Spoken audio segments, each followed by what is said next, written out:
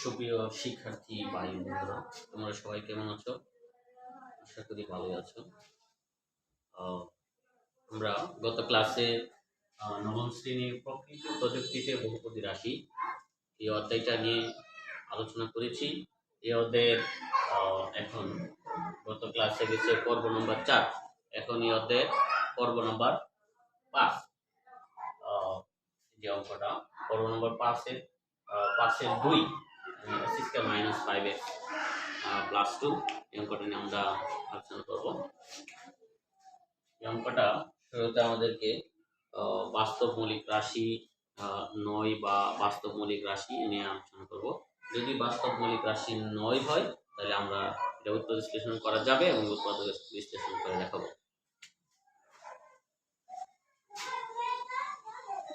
তাহলে এই সমীকরণটাকে আমরা আদর্শ দ্বিঘাত সমীকরণ a² + bx + c এর সাথে তুলনা করে মানগুলি বের করব। এটা আমরা 1 নং সমীকরণ করতে পারি, যে 1 নং সমীকরণকে আদর্শ দ্বিঘাত সমীকরণের সাথে তুলনা করে পাই। 1 নং সমীকরণকে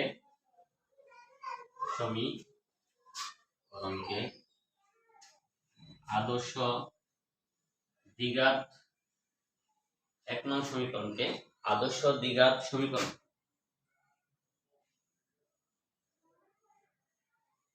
a² + bx + c এর সাথে তুলনা করে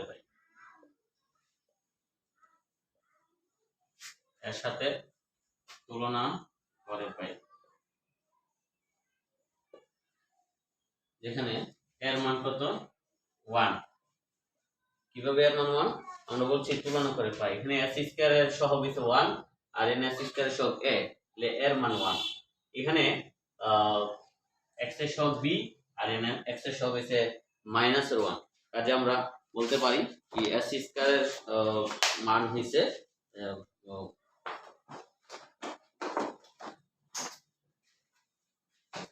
দেখো n এই x এর সহগ হইছে b আর এখানে x এর সহগ -5।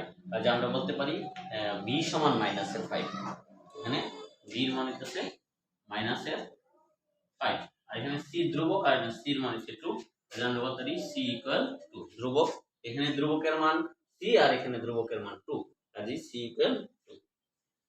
এখন a b c এই মানগুলি সাহায্যে আমরা নিশ্চয়কের মান বের করব, অর্থাৎ b² - 4ac নিশ্চয়ক বলা হয় এটাকে। নিশ্চয়ক সেটা হচ্ছে b² - 4ac। আমরা তো এখন b এর মান জানি, b এর মান হচ্ছে -5, তাহলে হোল স্কয়ার -4 ইনটু এর মান 1 ইনটু c এর মান হইতাছে 2। কাজে মাইনাসের 5 এর স্কয়ার করলে হইতাছে -3 স্কয়ার করলে 2 বার মাইনাসের গুণ আমরা জানি, মাইনাস মাইনাসে প্লাস হয়ে যাবে। আর 5 এর স্কয়ার করলে 25, অর্থাৎ -5 এর স্কয়ার করলে মান হইতাছে আমাদের 25। আর এইদিকে 4 কে 4, 4 দুগুণে 8, 25 থেকে 8 গেলে হইতাছে 17। এই 25 যে আমরা 17 পেয়েছি, এই মানটা অবশ্যই 17 পজিটিভ মান, 0 থেকে বড়। তাহলে আমরা জানি নিশ্চয়কের মান যদি পজিটিভ মান বের হয়, মানে কি হয়, 0 থেকে বড় হয়, মানে ধনাত্মক কোনো মান বের হয়, তাহলে এই রাশিটা অবশ্যই বাস্তব মৌলিক রাশি নয়। এটা আমাদের কন্ডিশন। তাহলে আমরা এই রাশিটা কি লিখবো? আমরা এই রাশিটা লিখবো এই উক্ত রাশিটি বাস্তব মৌলিক রাশি নয়। যেহেতু বাস্তব মৌলিক রাশি নয়, কাজে রাশির উৎপাদক বিশ্লেষণ করা যাবে।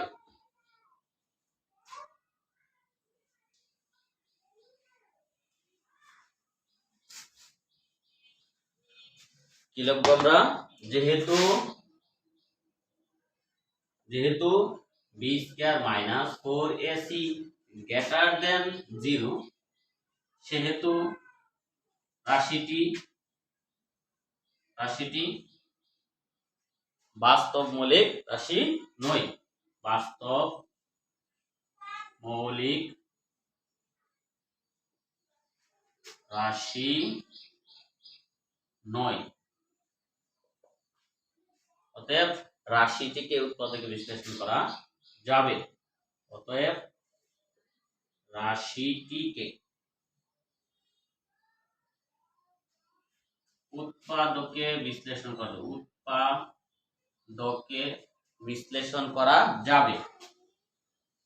জিরোর বড় হইলে আমার যে নিশ্চয়কের মান অথবা বি স্কয়ার মাইনাস 4ac এর মান যদি শূন্য থেকে কি হয় বড় হয়, মানে পজিটিভ মান বের হয়, তাহলে রাশিটা উৎপাদক বিশ্লেষণ করা যাবে। মানে এটা তখন মৌলিক রাশি নয় হবে, আর মৌলিক রাশি নয় হইলে উৎপাদকে বিশ্লেষণ করা যাবে, বিশ্লেষণ করা যাবে।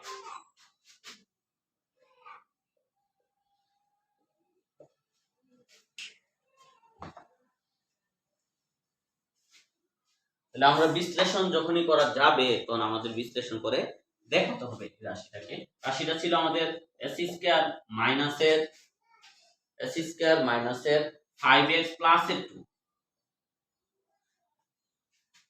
এইটা আমরা প্রথমে একটা সূত্র আকারে সাজাবো, a - b হোল স্কয়ার সূত্র আকারে, অথবা যে সূত্র আকারে যখন যেটা পড়ে এটা আমার a - b হোল স্কয়ার সূত্র আকারে পড়ে, এইজন্য আমরা a - b হোল স্কয়ার সূত্র আকারে সাজাবো। মানে এরকম ac স্কয়ার অর্থাৎ a স্কয়ার মাইনাস 2 সূত্রে 2, এখানে 2 না থাকলেও 2 আমার সূত্রতে যেহেতু 2 আছে এখানে 2 আমার এখানে আনতে হবে।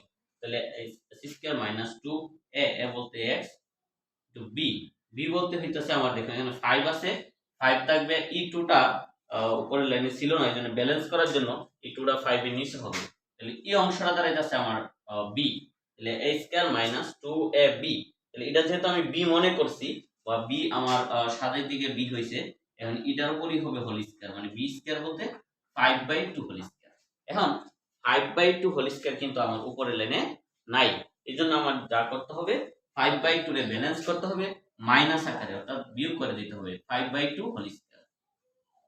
ব্যালেন্স হয়ে গেছে, যে অংশটা আমার ছিল না আমি এক্সট্রা নিছি, সাথে সাথে মাইনাস করা যাওয়ার কারণে আমার ব্যালেন্স হয়ে গেছে।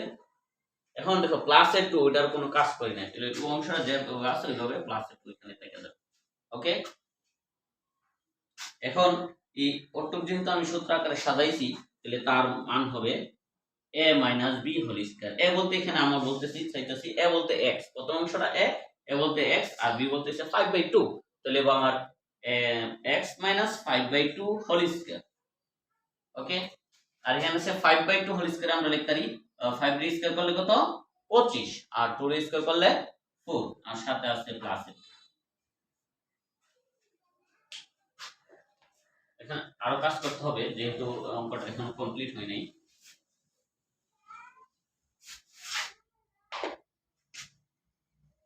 x - 5/2 whole square minus plus e2 টা আমি আগে আনতে পারি যেহেতু ধনাত্মক, আর এখানে 25/4, তাহলে x - 5/2 হোল স্কয়ার প্লাস এখানে লসাগু করলে 4, e4 এটা নিচে মনে মনে কিছু নাই, মানে 1 আছে, তাহলে 1 আর 4 এর লসাগু করলে 4 হবে। এখন যেহেতু এখানে কিছু থাকবে না, যখন হর না থাকবে, একটা ভগ্নাংশের নিচের অংশটা আমরা জানি হইছে হর আর উপরের অংশটা হইছে লব, যেহেতু ভগ্নাংশ না থাকবে বা হর না থাকবে তখন লসাগুটার এর পূর্ণ সংখ্যাটার সাথে গুণ হবে, কত হবে 4 দুগুণে 8, আর এখানে 4 দিয়ে 4 এ ভাগ করলে ভাগফল 1, 1 দা 25 এ গুণ করলে 25 একে 25।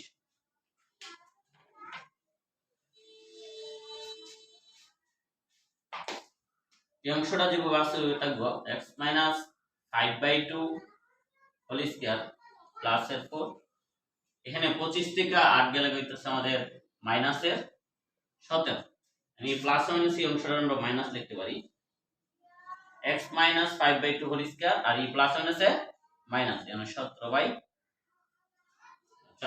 হইতেছে x - 5/2 হোল স্কয়ার। আর এই অংশটা যদি আমরা সূত্র আকারে সাজাই তাহলে আমরা জানি একই সাথে রুট আর স্কয়ার, কোনো কিছুর উপরে যদি রুট দেওয়া হয় সাথে সাথে স্কয়ার দিলে রুট আর স্কয়ার কাটা, মানে ব্যালেন্স হয়ে যায়, অর্থাৎ রুট দিলে সাথে সাথে স্কয়ার দিতে হবে। তাহলে এখানে আমরা মাইনাসের 17/2 হোল স্কয়ার লিখতে পারি, কারণ 2 রে স্কয়ার করলে হবে 4, আর রুট 7 রে রুট 17 রে স্কয়ার করলে স্কয়ার রুটে কাটা জায়গা আবার 17, মানে আগে যেটা আছে ওইটাই থাকবে, মানে ব্যালেন্স হয়ে গেছে। এখন যা সূত্র করছে না a square minus b square, এই অংশটা a আর এই অংশটা b, এটা হচ্ছে a square minus b square আছে, আবার আমরা সূত্র লিখব a plus b into a minus b, তাহলে এই অংশটা a আর এই অংশটা b, এই অংশটি হচ্ছে x মাইনাস 5/2 প্লাস এর রুট 17/2 আর এই অংশটা a, তাহলে a বলতে বা x ধরতে পারি a প্লাস b, আবার হইতেছে a মাইনাস b, b বলতে এই অংশটা।